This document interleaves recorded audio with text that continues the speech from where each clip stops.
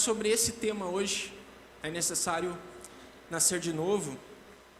A gente ainda está vivenciando o que foi apontado semana passada. Semana passada a gente teve a nossa cantata e foi maravilhoso, foi muito bom. Falamos sobre Jesus, falamos sobre o nascimento de Jesus e nós falamos sobre 4 afirmações que falam sobre o que o Natal fala sobre Jesus. Jesus, ele é a boa notícia no mundo que está perdido. Jesus é a verdadeira alegria. Jesus, ele é a luz que vence as trevas. E Jesus, ele é o presente que Deus nos deu, de um Pai maravilhoso, amoroso, que é Deus. Mas hoje eu queria falar sobre esse tema com você, né? Até eu vim com a camisa que a gente usa nos batismos aqui, que fala sobre isso, né? Eu nasci de novo, e nós vamos estar falando sobre essa temática que entra dentro do Natal também. Mas é interessante porque eu fiquei pensando sobre isso, e eu fiquei assim, impressionado como a Bíblia fala sobre nascimentos. Como a Bíblia fala sobre nascimentos, não só no Novo Testamento, mas também no Antigo Testamento. O que me levou a estudar, e eu queria trazer para você, antes de nós entrarmos propriamente no texto que nós vamos estudar hoje, de 4 nascimentos, ou de 4 grandes acontecimentos que a Bíblia relata desde o início das suas páginas. Quer ver? O primeiro deles, a gente tem lá o nascimento do quê? O que diz aí? Do universo. No princípio, Deus criou os céus e a terra. A terra era sem forma e vazia, a escuridão cobria as águas profundas, e o Espírito de Deus se movia sobre a superfície das águas. Então Deus disse, haja luz, e houve luz. Então, já na primeira página da Bíblia, nós trabalhamos e vemos o nascimento do universo. Agora, indo mais adiante, nós temos o nascimento ou o renascimento de uma nação. E aí o texto de Esdras lá vai dizer para nós que o povo, estava no cativeiro babilônico, e Deus então levanta um rei chamado Ciro, e por meio de Deus, eles iam voltar para Jerusalém e reconstruir essa nação, tanto a sua adoração quanto a sua vida direcionada para Deus. E aí o texto lá de Esdras diz assim: no primeiro ano de Ciro, rei da Pérsia, o Senhor cumpriu a profecia que havia anunciado por meio de Jeremias. Ele despertou o coração de Ciro para registrar por escrito a seguinte proclamação e enviá-la a todo o seu reino. Assim diz Ciro, rei da Pérsia: o Senhor, o Deus dos céus, me deu todos os reinos da terra. Ele me encarregou de construir um templo em Jerusalém e em Judá. Quem pertence ao povo de Deus, volte a Jerusalém e em Judá para reconstruir o templo do Senhor, o Deus de Israel, que habita em Jerusalém, e que seu Deus esteja com vocês. Onde quer que se encontre esse remanescente judeu, que seus vizinhos ajudem com as despesas, dando prata, ouro, suprimentos e animais, além de ofertas voluntárias para o templo de Deus em Jerusalém. Então o Senhor despertou o coração dos sacerdotes, dos levitas e dos chefes das tribos de Judá e Benjamim, para que fossem a Jerusalém e reconstruíssem o templo do Senhor. Então a Bíblia vem falando sobre isso: nascimento, renascimento. E aí nós vamos para o terceiro nascimento, que é o de nós estamos comemorando esse mês, que é o nascimento de Jesus.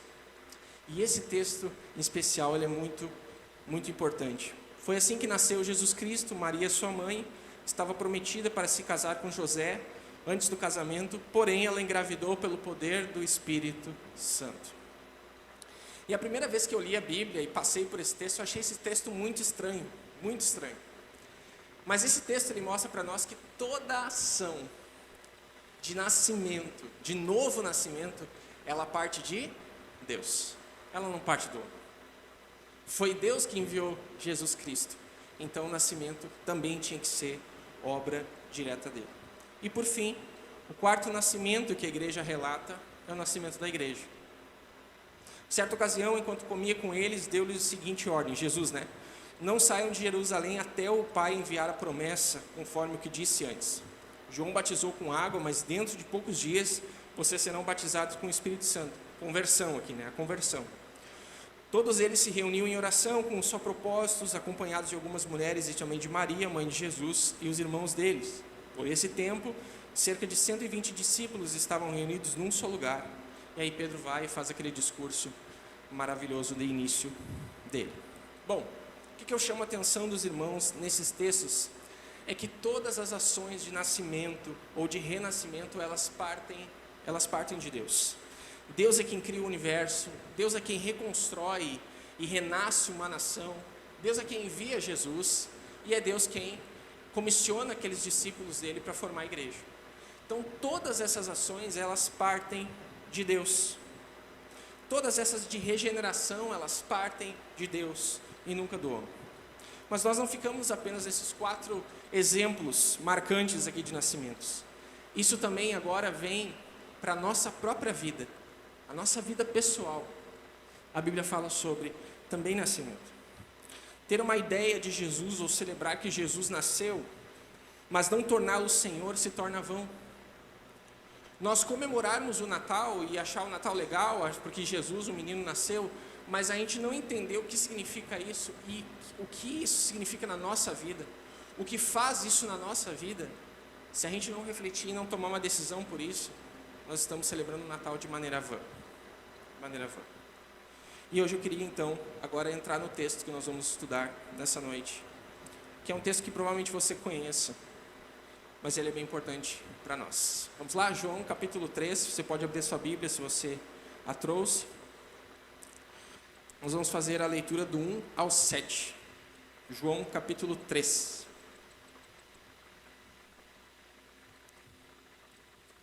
Do 1 ao 7. Diz assim: havia um fariseu chamado Nicodemos, líder religioso entre os judeus. Certa noite ele veio falar com Jesus e disse: Rabi, todos nós sabemos que Deus enviou o Senhor para nos ensinar.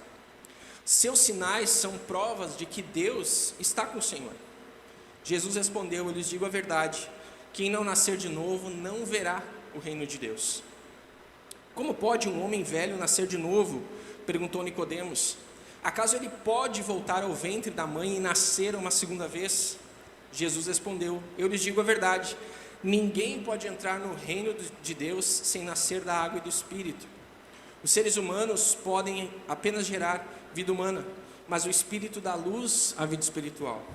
Portanto, não se surpreenda quando eu lhes digo: é necessário nascer de novo. Vamos orar? Senhor Jesus, obrigado, Pai, pela Tua palavra, obrigado pelo culto, obrigado pelos louvores que nós cantamos, por essa esperança e certeza que nós temos de que o Senhor não só nasceu, mas como morreu e ressuscitou, e hoje está vivo, Senhor, e hoje nós vamos celebrar também isso. Deus, fala conosco por meio da Tua palavra. Essa é a minha oração em nome de Jesus. Amém e amém. Hernandes Dias Lopes, ele disse o seguinte sobre esse tema de nascer de novo: o novo nascimento é o mais importante e mais urgente necessidade da sua vida. Você precisa nascer de novo. Sem o novo nascimento, a sua vida é vã, a sua esperança é vã e a sua religião ela é vã. Sem o novo nascimento, Deus estará contra você no dia do juízo. Sem o novo nascimento, a palavra de Deus condenará você no dia final. Sem o novo nascimento, o céu estará de portas fechadas para você. Então esse tema, ele é muito importante para a nossa caminhada cristã, não só nessas datas comemorativas, Natal, mas na nossa vida, de nós pensarmos numa análise, de uma autoanálise da nossa vida, se eu realmente nasci de novo, se realmente eu tenho uma vida com Deus, se realmente o Espírito Santo trabalha na minha vida a ponto de eu terminar um ano diferente de como eu comecei. Porque nós fazemos tantas promessas nesse final de ano, a gente já fica projetando, né, a nossa vida no que vem e tal, mas nós não colocamos a mão na nossa consciência e pensamos: poxa, como é que eu fui esse ano? Eu fui um bom crente, eu fui um bom cristão, eu fui alguém que realmente teve indícios de uma transformação na minha vida, eu realmente parei de fazer aquilo que eu sei que desagrada a Deus, porque o cristão, uma vez iluminado com o Espírito Santo, ele não peca mais inconscientemente, ele não peca mais, realmente o Espírito Santo nos fala, traz luz àquilo que nós fazemos de errado. Então essa é uma imperativa que nós precisamos pensar. Então minha pergunta para você nessa noite é essa seguinte, bem simples, pode passar: Você já nasceu de novo? Você já nasceu de novo? Segundo, Deus já começou uma obra de regeneração, de transformação na sua vida, porque todos nós precisamos, todos nós precisamos ter uma obra de transformação na nossa vida. Se nós deixarmos a nossa velha natureza tomar conta novamente, a gente fica pior. Porque daí nós pecamos sabendo o peso daquilo. Nós precisamos ter essa autoanálise. Isso é para mim também. Eu fiquei muito pensando na minha vida essa semana. E o quanto eu preciso deixar Deus transformar meu coração, meu caráter, o meu gênio, aquilo que eu preciso ser transformado. Então, a terceira pergunta, indo já para os pontos, é por que nós precisamos nascer de novo? Por que a Bíblia é tão enfática sobre isso? Em primeiro lugar, o texto nos diz que porque a inclinação do nosso coração é contra Deus. A inclinação do nosso coração é contra Deus. Nós nascemos separados de Deus, inclinados para o pecado e para tudo que fere a santidade de Deus. Do nosso coração provém pensamentos e ações mais cruéis. Você não pode mudar a si mesmo. Nós estamos cegos para as coisas de Deus. Nós estamos insensíveis e nós nascemos assim. Então, naturalmente, a nossa inclinação é contra Deus. Quer ver uma coisa? Um teste bem simples. Quem leu a Bíblia essa semana? Levanta uma das mãos. Bem alto. Beleza, que bom. Fica com a mão levantada aí. Quem leu a Bíblia? Quem foi crente essa semana, né? Quem leu a Bíblia todos os dias? Abaixa as mãos. Poucas pessoas. Vamos lá, outra pergunta. Quem orou essa semana? Teve tempo de oração essa semana? Levanta a mão. Olha aí, tem uns irmãozinhos. Quem orou todos os dias? Não vale orar por almoço, tá? Vale, mas não é essa a pergunta, né? Senhor, abençoa a minha noite de sono. Abençoa meus pecados, né? Quando a gente ora quando está com sono. Beleza. É difícil orar e ler a Bíblia? Sim, é muito difícil. Você ter essa constância é muito difícil. Mas percebe que é porque a nossa natureza humana, ela não... Esse microfone está... Essa nossa natureza humana, ela não faz isso naturalmente, porque não é da gente. Então orar é difícil, ler a Bíblia é difícil, mas a gente precisa e é necessário para a nossa vida vital com Deus. A nossa espiritualidade precisa ser alimentada. Então tem dias que a gente vai orar na força ali do cansaço. Nós vamos ler a Bíblia no cansaço. Mas é ali que Deus vai se revelando e vai limpando o nosso coração e vai falando com a gente. Então é muito importante a gente entender por que é tão difícil. Porque a nossa inclinação do nosso coração é contra Deus. Segundo lugar, porque sem o novo nascimento você não pode ver e nem entrar no reino de Deus. Se você não nascer de novo, você não verá o reino de Deus. Você não verá. Jesus respondeu para Nicodemos: eu lhes digo a verdade, ninguém pode entrar no reino de Deus sem nascer da água do Espírito, a não ser que Deus mude a disposição íntima da nossa alma, que Deus transforme o nosso coração de pedra e dê um coração de carne, a não ser que você receba o toque regenerador do Espírito Santo, jamais poderá entrar no reino de Deus e nem mesmo vê-lo. Nem mesmo vê-lo. O que deve ser percebido aqui nessa insistência de Jesus sobre o novo nascimento como pré-requisito para a entrada no reino de Deus é o fato de que essa verdade se aplica a um homem do calibre de Nicodemos. Se Nicodemos, com seus conhecimentos, talentos, entendimento, posição e integridade, não podia entrar no reino prometido em virtude de sua posição e obras, que esperança há para alguém que procura salvação por essas vias? Nicodemos, ele não era um cara normal, não era um cara simples na época. Nicodemos, ele tinha um cargo muito importante dentro da religião. Nicodemos era um mestre da lei, conhecia a palavra. Nicodemos, ele era influente. Nicodemos tinha várias influências, vários atributos. E Jesus é categórico com ele. Nicodemos, se você não nascer de novo, você não verá o reino de Deus. Sabe por que a gente não responde essa pergunta com tanta vontade? Porque a gente acha que a gente nunca vai morrer. A gente acha que a nossa vida vai até... A gente faz os nossos planos e está certo, mas a gente deixa essas perguntas para depois. A gente vai deixando. Tem um hino antigo que diz assim, né? Meu amigo, hoje tu tens a escolha. Vida ou morte, pois vais aceitar. Amanhã pode ser muito tarde.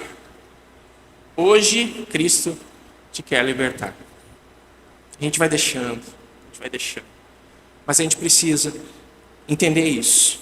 Sem o novo nascimento, nós não veremos o reino de Deus. Penúltimo lugar. Por que nós precisamos nascer de novo, segundo o texto? Porque uma fé intelectual ou emocional é insuficiente para você entrar no reino de Deus. Muitos creram em Jesus por conta dos milagres que ele praticava. Por isso é importante lermos um capítulo antes. E é legal isso, porque o capítulo 3 inicia com a conversa de Jesus com Nicodemos, mas ela está ligada ao final do capítulo 2. Eu não coloquei aí, mas diz assim, capítulo 2 de João, 23 a 25, diz assim: por causa dos sinais que Jesus realizou em Jerusalém durante a festa da Páscoa, muitos creram neles. E sinais aqui em João é milagres, né? João ele não fala tanto milagres, ele fala sinais, porque ele queria dizer para o povo lá que ele escreveu que Cristo era o Filho de Deus. E os sinais, os milagres eram sinais, evidências disso. Jesus, porém, não confiava neles, pois conhecia a todos. Ninguém precisava lhe dizer como o ser humano é de fato, pois ele conhecia a natureza humana. Termina assim João. João capítulo 2 e João capítulo 3 começa já a conversa de Jesus com Nicodemos. Nós não podemos, pela nossa fé intelectual e emocional, achar que isso é o suficiente para nós entrarmos no reino de Deus, porque a Bíblia já fala bastante sobre isso. De pessoas que andaram com Jesus, andou com Jesus, Jesus curava e tal, e era só por isso. Eles acreditavam só nisso. Sabe por quê? Pode passar. Qual é o perigo da fé emocional? É porque ela é amplamente perigosa. Ela em tempos bons diz Hosana nas alturas, e em tempos maus escolhe Barrabás e grita, o que diz aí? Crucifica. É isso. Você tem aí em João um relato de Jesus entrando em Jerusalém, uma galera lá, coisa mais linda, eles dizendo Hosana, o filho de Davi, né? E Jesus conhecia. Passa um tempo, Jesus está lá perante aquelas mesmas pessoas, e elas escolhem Barrabás, e elas escolhem crucificar Jesus. As mesmas. Então, quando a minha fé ela é apenas emocional, tem dia que eu amo Jesus, tem dia que eu não amo, tem dia que eu acho Jesus legal, mas se Jesus me confrontar e eu me puxar a orelha, eu já escolho outro, já pego um Barrabás para mim mesmo, e assim a gente vai. Então, essa fé, a gente tem que tomar cuidado. O próprio Nicodemos, ele tinha uma visão errada do que Cristo viria fazer. Se você observar o versículo 2 de João 3, olha só o que Nicodemos diz para Jesus, não está aí. Rabi, mestre, todos nós sabemos que Deus enviou o Senhor para nos ensinar. Seus sinais são a prova de que Deus está com o Senhor. Essa era a visão de Nicodemos para Jesus. O Senhor é um bom professor. O Senhor é um bom mestre da lei. É isso que o Senhor é. Mas a gente sabe que Jesus não é. Nicodemos não havia entendido que perante ele estava o autor, o consumador da nossa fé, o autor e consumador daqueles 4 nascimentos que a gente viu, do renascimento da nação, da criação do universo, do próprio nascimento de Jesus e da igreja, e que conhecia a natureza humana e se levantado na cruz para salvar e redimir os pecadores. Então, meus irmãos, a gente sabe que Jesus não veio só para ensinar. Jesus não veio para ensinar. Jesus Cristo nasceu para morrer no lugar de Nicodemos, para morrer no lugar do Jardel, para morrer no seu lugar. É por isso que Jesus veio. Ele veio pagar o preço do meu pecado, do seu pecado. Foi para isso que Cristo veio. Eu amo João 3,16, e Jesus vai falar depois dele. Porque Deus amou tanto o mundo, quem lembra? De tal maneira que nele crer. E o do lado, quem lembra? Deus enviou, né, o versículo 17, seu Filho ao mundo não para condenar o mundo, mas para salvá-lo por meio dele. Tem um pastor que eu conheci lá em Juí. Ele pregou 1 ano no Rio Grande do Sul, em João 3,16. 1 ano. Aí, a igreja já não aguentava mais João 3,16, né? Aí chegou um grupo de irmãos, falou assim, pastor, toda hora João 3,16, por que o senhor só prega em João 3,16? Eles tinham 2 cultos, né? É João 3,16 de manhã, é a mesma mensagem de noite, só João 3,16. Aí aquele pastor muito sábio olhou para eles e falou assim, porque enquanto vocês não entenderem João 3,16, o restante da Bíblia não vai fazer sentido nenhum para vocês. Porque a gente procura a Bíblia para que ela responda alguma coisa da nossa vida. Mas ela já respondeu. Deus amou tanto o mundo, enviou seu Filho. Aquele que crê em Cristo tem a vida, mas aquele que não crê, não tem, já está condenado.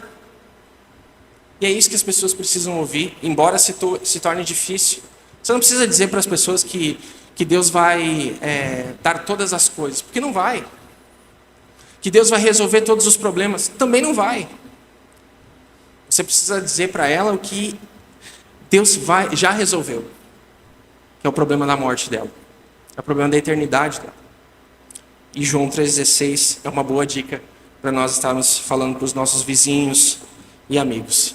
MacArthur diz para nós o seguinte, que Jesus não estava interessado em discutir seus milagres, que tinham como resultado apenas uma fé superficial. Pelo contrário, ele foi direto ao ponto, mostrando a Nicodemos a necessidade de transformação de seu coração por intermédio do novo nascimento.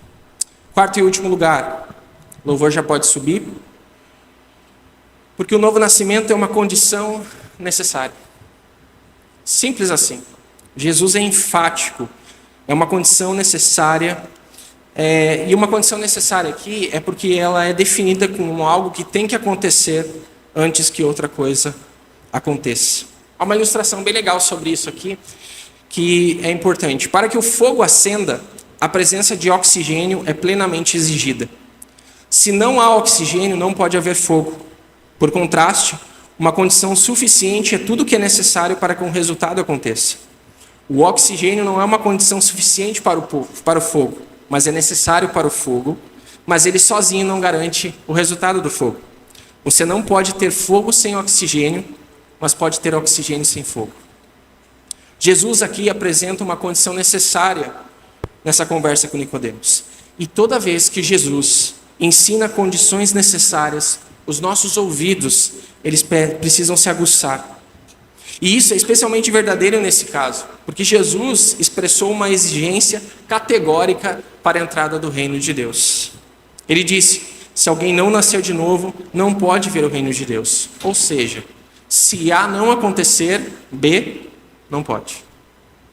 É necessário, é uma condição necessária nós nascermos de novo para isso.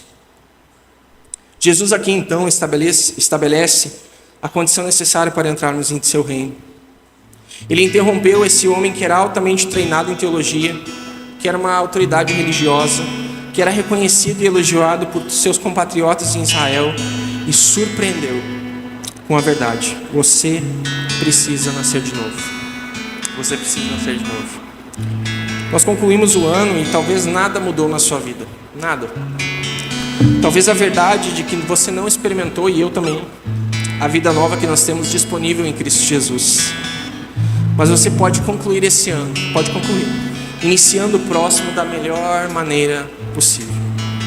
Nicodemos nos mostra que o status social, o quanto de Bíblia eu conheço, o tempo que eu tenho na igreja, o dinheiro, o poder, nada pode gerar ao homem, nada, uma nova vida. Nada pode gerar ao homem uma regeneração, uma transformação. Somente Cristo, autor e consumador da nossa fé. E é sobre isso que nós precisamos pregar e falar. Então minha pergunta para você é essa: você já nasceu de novo? Como é que você vai iniciar o ano de 2026? Tendo dificuldade de responder essa pergunta? Nascer de novo não significa ser perfeito, não é isso. Mas é estar num processo, uma caminhada com Cristo, onde nós estamos sendo forjados, formados, transformados à imagem e semelhança de Jesus. Amém?